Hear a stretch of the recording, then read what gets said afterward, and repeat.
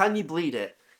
Yes, you can bleed ThermaSkirt. How do you bleed it? Well, at the end of each ThermaSkirt run, we have a little return loop.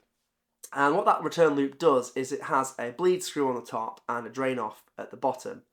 Now, unlike a radiator, ThermaSkirt only needs to be bled on commissioning. So if you're commissioning the system, obviously it'll be full of air when you first install it, and you use that bleed screw to get the air out of it whilst you're filling it up with water from the system. However, once it's running, like underfloor heating, it doesn't then need bleeding on an ongoing basis because it's a horizontal pipe, so there's nowhere for the air to collect. What you find is that as air percolates out of the system, it gets pushed along the pipe and back to the boiler or back to the manifold and vents out naturally, like it would with underfloor heating. And that means that from a maintenance perspective, there's a lot less ongoing maintenance. And also from a performance perspective, you get more consistent performance because when radiators collect just a small amount of air, their performance can drop by as much as 30%. Now on a boiler, you might get away with that because the boiler runs very hot. But on a heat pump, losing 30% of your output on a radiator could be basically critical to its success or failure. Because ThermaSkirt, like I've said, is horizontal, it never needs that ongoing maintenance. So once you've fitted it, it's very much fit and forget,